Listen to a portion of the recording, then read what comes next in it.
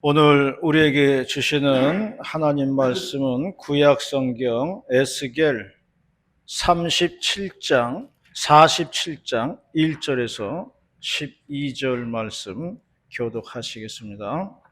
에스겔 47장 1절에서 12절 말씀입니다.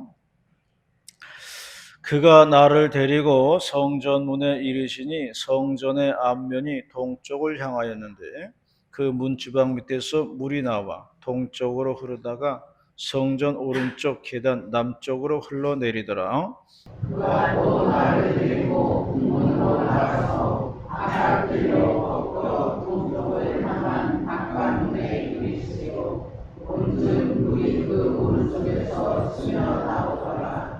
그 사람이 손에 줄을 잡고 동쪽으로 나아가며 천척을 측량한 후에 내게 그 물을 건너게 하시니 물이 발목에 오르더니 다시 천척을 측량하고 내게 물을 건너게 하시니 물이 무릎에 오르고 다시 천척을 측량하고 내게 물을 건너게 하시니 물이 머리에 오르고 다시 천척을 측량하시니 물이 내게 건너지 못할 강이 된지라.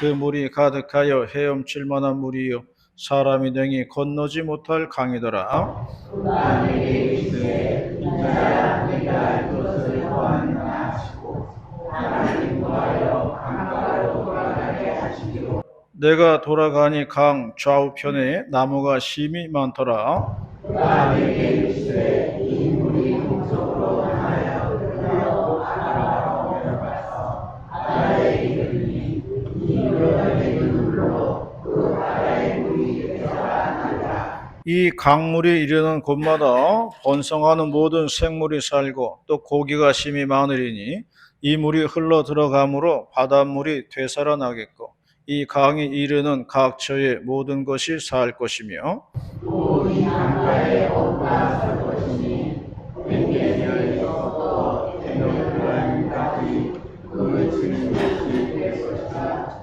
그 고기가 각기 종류를 따라 큰 바다의 고기같이 심이 많으려니와 그 진펄과 개펄은 되살아나지 못하고 소금 땅이 될 것이며 강 좌우가에는 각종 모든 가지가 그 있을지 아니하며 열매가 끊어지지 아니하고 날마다 새 열매를 맺으니 그 물이 성소를 통하여 나오느니라. 그 열매는 올만하고 그 잎사귀는 약재료가 되리라. 아멘. 우리나라 풍수지리의 대가라고 할 수 있는 그 전 서울대 교수 최창조 교수가 얼마 전에 돌아가셨다고 뉴스에 나왔습니다. 뭐 한국적인 풍수지리를 정립하였다 그래가지고 풍수의 대가로 꼽히고 있는데요. 그런 분이 돌아가셨으니까 장지를 어디다 쓸지가 궁금해지더라고요. 풍수의 기본은 배산임수입니다. 뒤에는 산을 배경으로 하고요. 앞에는 물이 흘러야 되는 거예요. 그래서 배산임수입니다. 우리나라 서울을 생각해 보면 쉽게 이해가 됩니다. 우리나라 서울 보면은 뒤에는 인왕산이 있죠. 산이 뒤에 있습니다. 앞에는 한강이 흐르고 있습니다. 그리고 그 가운데 자리 잡은 게 서울이에요. 그래서 배산임수라는 그런 풍수에 의해서 서울이 터를 잡고 있다. 그렇게 생각을 해야 됩니다. 도시를 만드는 데 있어서 항상 강이 있어야 됩니다. 그래서 큰 강이 있으면은 대도시가 들어서는 거고요. 작은 개울이 있으면은 조그만 마을이 들어오게 되어 있는 거예요. 개울 하나 있는데 도시가 들어올 수는 없어요. 제가 언젠가 그 세종시에 가본 적이 있어요. 제일 먼저 본 게 강을 봤어요. 과연 세종시에 한강 같은 큰 강이 있을까 봤거든요. 근데 뭐 작은 강 하나 이렇게 흘러가더라고요. 그래서 큰 도시가 되지는 못하겠다 그렇게 생각을 했어요. 그죠? 세종시는 종합청사 하나 들어오는 그런 도시가 될 것 같더라고요. 물이 부족하면요, 도시로서 제 역할을 감당하기가 어렵습니다. 최창조 교수는 무덤 때문에 집안이 잘 되고 안 되고 하는 이론을 거부합니다. 그거는 미신이라는 거예요. 그건 풍수가 아니라 미신이라는 겁니다. 우리가 정상적인 사고를 해도 그래요. 자신이 안 되는 거를 자기 탓으로 돌리는 게 맞지. 자기가 안 되는 것을 무덤 탓으로 돌리는 거는 매우 무책임한 거예요. 그래서 옛말에도 보면은 안 되는 건 조상 탓이고 잘 되는 건 자기 탓이다. 그런 말도 하잖아요. 안 되는 거를 남 탓으로 돌리면 안 된다는 거예요. 무엇이든지 우리가 합리적으로 사고하면 되는 것이고요. 뭐든지 합리적이고 이성적이야 사람들도 납득을 하게 되어 있다는 것을 말씀해 주고 있습니다. 오늘 봉독한 말씀은 성전에서 흐르는 강물에 대해서 말씀을 하고 있습니다. 오늘 본문을 통해서 2월달 첫째 주일에 주시는 하나님 말씀을 듣도록 하겠습니다. 첫 번째로는 생명의 강물은 성전에서부터 시작한다라고 말씀을 했습니다. 1절 말씀 다 같이 봉독합니다. 1절 말씀 시작.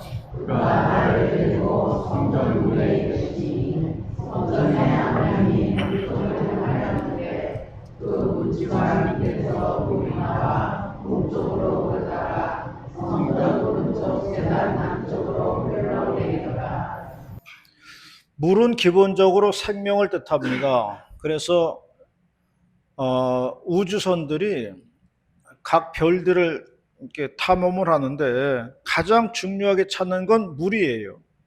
그 물이 있느냐를 보는 겁니다. 물이 있으면은 생명체가 있다는 거예요. 그리고 나중에는 뭐 사람도 올라가서 살 수 있다고 하는 그런 이야기죠. 그러나 아직까지는 물이 있는 별은 지구가 유일합니다. 예전에 동네에서 단수 광고가 이렇게 나온 적이 있어요. 3일간 단수한다는 그런 내용이었습니다.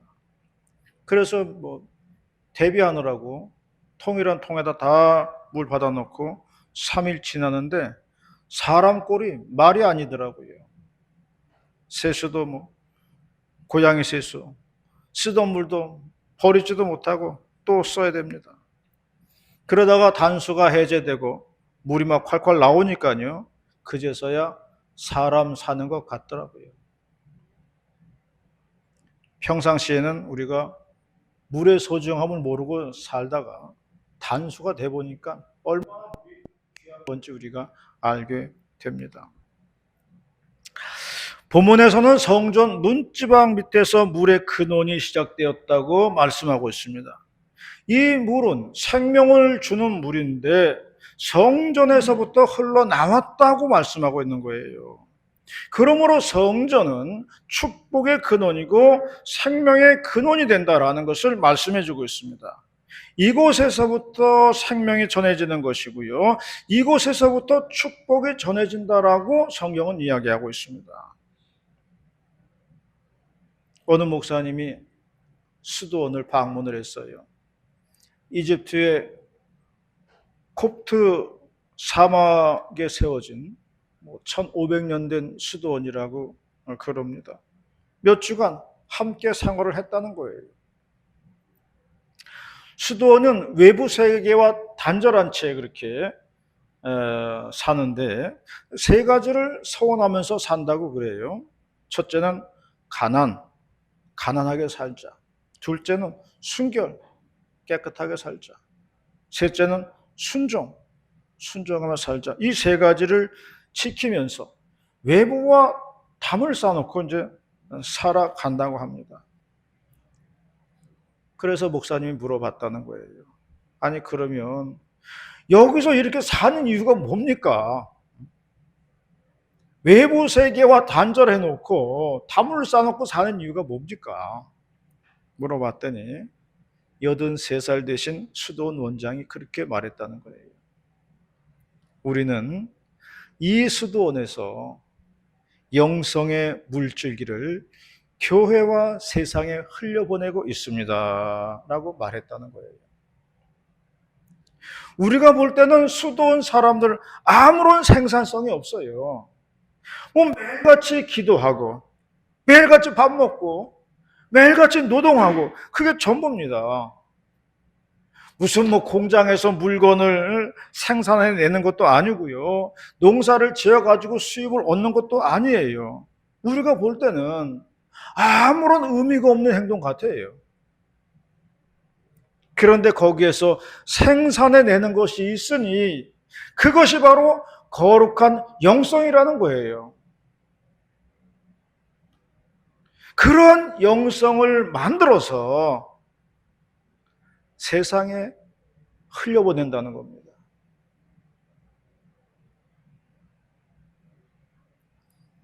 이 세상은요, 거룩한 영성을 생산해낼 수가 없습니다. 세상은 너무나 복잡하고요, 너무나 어지럽고요, 너무나 죄악이 관영해가지고 이 세상은 거룩한 영성을 만들어낼 수가 없어요. 그러므로 이러한 영성은 하나님의 전에서 가능하다는 거예요. 본문은 말씀했습니다. 생명의 근원은 성전에서부터 시작한다. 축복의 근원도 성전에서부터 시작한다 말씀을 한 겁니다. 그래서 시편 기자는 말씀했습니다. 내가 산을 향하여 눈을 들리라. 나의 도움이 어디서? 나의 도움은 천지를 지으신 여호와에게서로다. 그렇게 고백을 하였습니다. 그러므로 우리는 여호와의 전을 사모해야 됩니다. 이 전에서 흘러나가는 생명의 물질기를 접해야 되는 거예요. 그래야 우리가 하나님의 영으로 충만해지는 겁니다. 하나님의 영성으로 살아갈 때 가정과 하는 일에 생명의 역사가 나타난다. 그렇게 말씀을 하고 있습니다. 이 전에서 흐르는 생명의 영성을 받고 사는 저와 여러분이 되시기를 바라겠습니다. 두 번째로 말씀하는 것은 생명의 강물은 퍼져나간다라고 말씀을 하고 있습니다. 5절 말씀입니다. 5절 말씀 시작. 다시 천성을 지나가시니 우리가 무너진 것과 그 물이 가득하여 병칠 만한 물로 사람이 능히 건너지 못할 강도가 생명의 강물이 퍼져나가는데 점점 더 넓고 깊게 퍼져나간다고 말씀하고 있습니다. 강물이 동서남북으로 퍼져나갔다라고 말씀을 하고 있어요. 물의 깊이도 처음에는 발목에 이르는 물이었는데 흘러가면서 점점 더 깊어져서 무릎에 차오르고 그리고 허리에 차오르고 나중에는 헤엄칠 정도의 깊이가 되었다라고 말씀을 하고 있습니다. 하나님의 전에서 나오는 생물의 강물은 이렇게 넓고 깊게 퍼져나간다라고 말씀을 하고 있습니다. 제가 청년 때 교회에서 수련회를 간 적이 있었는데요. 오전 공부를 마치고 물놀이를 하였습니다. 작은 강이었어요. 근데 강의 깊이도 모르면서 작으니까 그냥 헤엄쳐서 건너갔습니다. 가다가 중간쯤에 와서 발을 내디디려고 그러는데 땅이 안 닿는 거예요. 계속 들어가는 겁니다. 그때부터는 공포심이 생기더라고요. 공포심이 생기니까요, 허우적거리게 되더라고요. 허우적거리다 보니까요, 힘이 다 빠지더라고요. 그래서 알았어요. 아, 사람이 허우적거리다가 힘이 빠져서 죽는구나. 그런 생각이 들더라고요. 그런데 허우적거리면서 제가 그랬어요. 하나님 살려주세요. 그랬어요. 말이 자동으로 나오더라고요. 그전에는 하나님이라는 말을 못했어요. 그런데 죽을 위험에 처하니까요, 하나님 살려주세요라는 말이 자동으로 나오더라고요.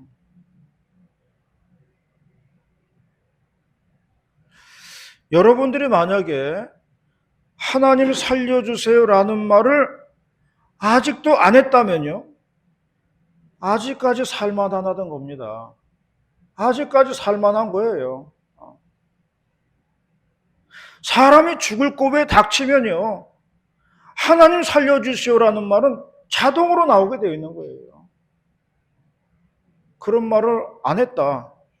살만한 겁니다. 처음에는 얕은 개울이었어요. 나도 그렇게 생각하고 들어간 거예요.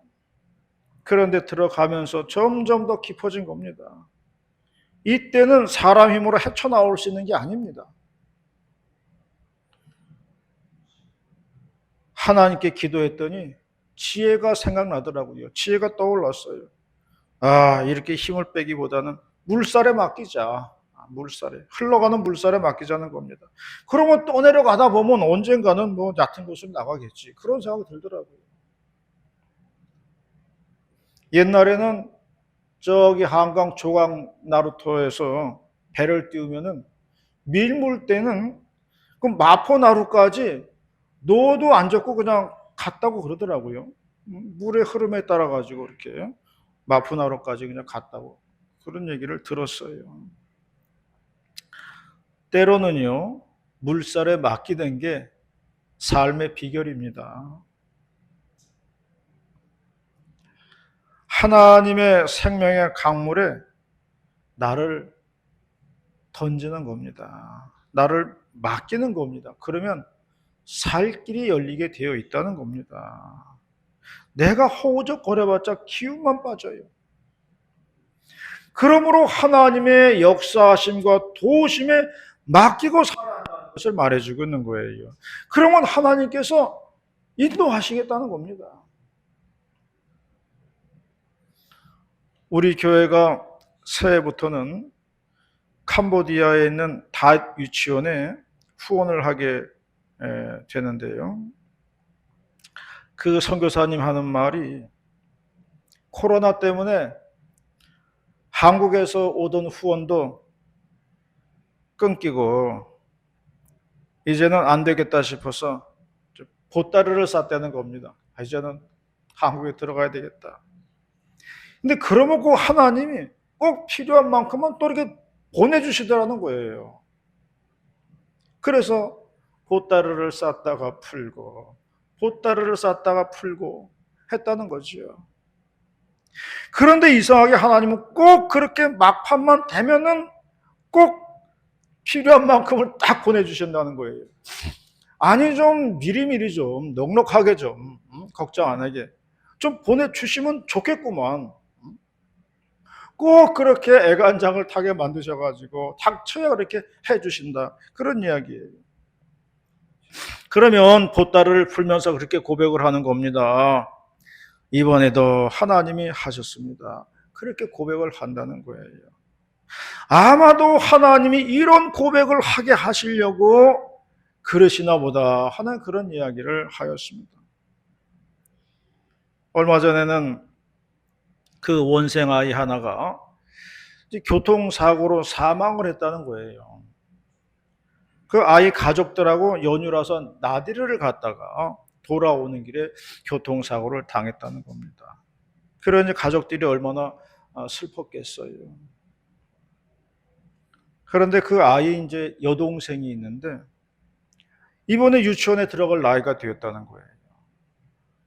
그런데 꼭 자기 오빠가 다니던 이 유치원에 다니겠다고 떼를 쓴다는 거예요.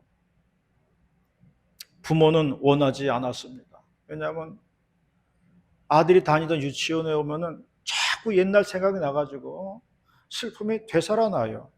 그래서 일부러 유치원을 멀리 했는데 이 딸 아이가 자꾸 자기 오빠가 다니던 유치원에 다니겠다고 떼를 써가지고 할 수 없이 유치원에 등록을 하게 되었다는 겁니다.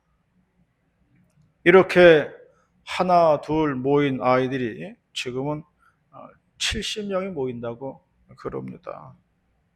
80명을 목표로 하는데 80명이 채워지면은 3층을 사택으로 쓰고 있는데 사택까지도 한 반을 만들어 가지고 그렇게 하려고 그런다. 그런 이야기를 들었습니다.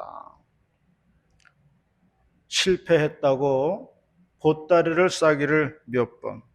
그런데 하나님께서 이렇게 한 명, 두 명 보내주시더니 70명이 넘는 아이가 됐다는 그런 이야기를 들었습니다. 하나님의 생명의 사역은 넓고 깊게 멀리 퍼져나간다는 것을 말씀해 주고 있습니다. 하나님 뜻에 맡기만 하면은 하나님은 언제나 풍성하게 넘치도록 부어주실 준비가 되어 있는 겁니다. 우리가 사람의 일을 생각을 하고요, 하나님의 일을 생각하지 않아서 역사가 없는 겁니다. 우리가 하나님의 일을 생각한다면요, 하나님은 역사와 기적을 베풀어 주시는 겁니다.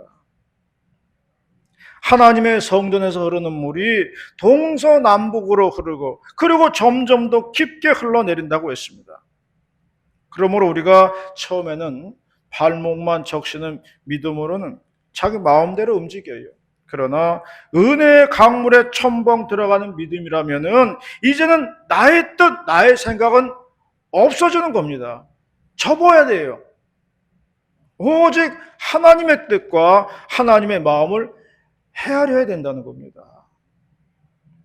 예수님 베드로에게 말씀했어요. 젊었을 때는 네 마음대로 다녔지만은 이제는 남들이 너에게 띠를 띠고서 네가 원치 않는 곳으로 데려갈 것이다, 그렇게 말을 했습니다. 이게 사명이에요. 이것이 사명이라고 말씀을 하는 겁니다. 내가 원하는 곳이 아니라 하나님이 원하는 곳으로 간다는 겁니다. 이게 사명이라는 거예요. 우리가 믿음 생활하는 데 있어서도요, 사명이 있어야 됩니다. 내가 원하는 교회로 다녀야지가 아니에요. 하나님이 원하는 교회로 다녀야지, 이게 사명이에요. 내가 원하는 교회를 찾아다니는 게 사명이 아니라 하나님이 원하는 교회를 찾아가는 게 사명이에요. 하나님의 뜻에 맡기며 사시기를 바랍니다. 은혜의 강물에 맡기면 하나님이 인도하십니다. 주님의 인도하심을 받는 저와 여러분이 되시기를 바랍니다. 마지막 세 번째로 말씀하는 것은 성전에서 흐르는 강물이 땅을 회복시킨다고 말씀하고 있습니다. 마지막 12절 말씀 봉독하도록 하겠습니다. 12절 말씀입니다. 시작.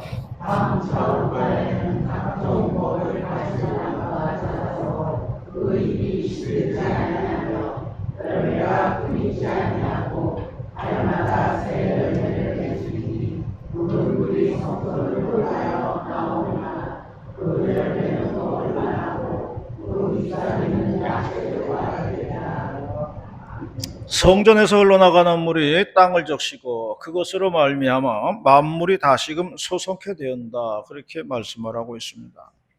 메마른 사목을 적시고 비옥한 토지를 만들고 농작물이 생산이 되었다라고 말씀하고 있습니다. 죽은 바다에는 생명이 흘러들어가서 물고기가 뛰어노는 그런 바다가 되었다고 말씀을 했습니다. 회복이 되었다는 이야기를 하고 있는 겁니다. 소성케 되었다는 말씀을 하고 있는 겁니다. 요즘 아시안컵 축구가 한창입니다. 특히나 한국 축구팀이 꼭 추가 시간에 골을 넣어가지고 아주 열광하게 만드는 그런 축구를 하고 있습니다. 저도 나중에는 요약 편집한 것을 저는 보거든요. 10분짜리로 요약을 해가지고 유튜브에 올려집니다. 그러면 그걸 이제 보거든요. 흥미진진합니다. 그런데 우리나라 공격수 중에 조규성 선수라고 있어요.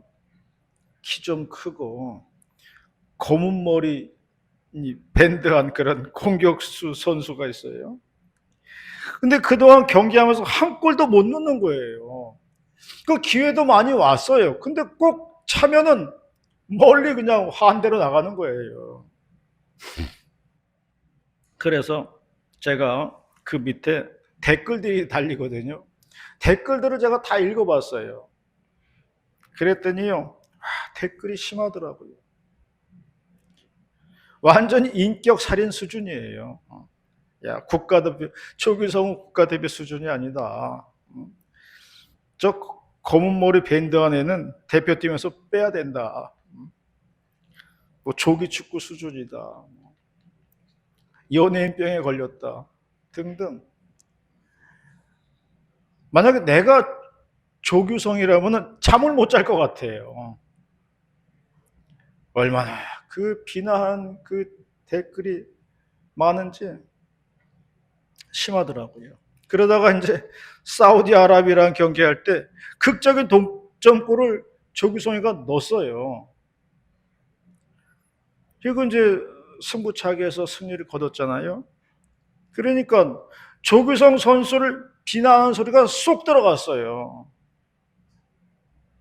그거 보면서 야, 무서운 세상의 인심이라는 걸 알았습니다. 세상의 인심이면 무섭더라고요. 세상의 비난은요, 독을 묻힌 화살과 같아요. 그래서 성경에도 말씀하기를 세상의 소리에 귀를 기울이면 실망만 얻을 것이다. 그렇게 성경은 말씀했어요. 어쨌든 그 골 하나로 조규성 선수가 살아났습니다. 세상의 여론은 참으로 무섭습니다. 잔인합니다. 사람을 죽이기까지. 경기가 살아난 게 중요한 게 아니에요. 사람이 살아난 겁니다. 사람이 살아난 거예요. 경기가 질 수도 있고 이길 수도 있어요. 그러나 사람의 인격이 죽고 사는 것은 이건 다른 문제예요. 경기에 졌다고 해서 인격까지 죽을 필요는 없는 거예요. 죽어가는 많은 것들이 있습니다. 생명력을 잃고 시들어가는 많은 것들이 있습니다. 그러한 것들이 하나님의 성전에서 나오는 생명의 강물을 마시고 회복이 되었다고 하는 것을 말씀해 주고 있는 겁니다. 예수님께서 많은 병자들을 고쳐주셨어요. 죽어가는 사람들입니다. 비난 1세기예요. 왜 병이 들었냐는 거예요. 비난 1세기, 병든 것도 괴로워 죽겠는데 왜 병이 들었냐는 거예요. 예수님이 이 병을 고치신 것은요, 그 죽어가는 사람들의 인격을 살린 거예요. 인격을 회복시켜 준 겁니다. 회복이 필요한 시대입니다. 오직 하나님의 성전에서 나오는 생명의 물질기가 우리들을 회복시킨다는 것을 믿으시기를 바랍니다. 우리들도 하나님의 전에 나와서 이 성전에서 흐르는 말씀의 생명수로 회복이 되어야 할 줄로 믿습니다. 그리고 그 힘으로 우리는 살아가는 거예요. 그게 회복이에요. 오늘도 말씀으로 회복이 되는 우리 모두가 되시기를 주님의 이름으로 축원합니다. 기도하겠습니다. 사랑과 은혜가 많으신 하나님 아버지 감사 찬송 올립니다. 오늘도 2월달 첫째 주일 불러주셔가지고 귀한 말씀 내려주심에 감사합니다. 이 전에서 흐르는 생명의 말씀으로 소성케 되는 놀라운 역사 나타내 주시옵소서. 모두가 건강해지고 모두가 회복이 되는 놀라운 역사 주님께서 베풀어 주시옵소서. 감사 찬송 드리며 거룩하신 예수님의 이름으로 기도 올리옵나이다. 아멘.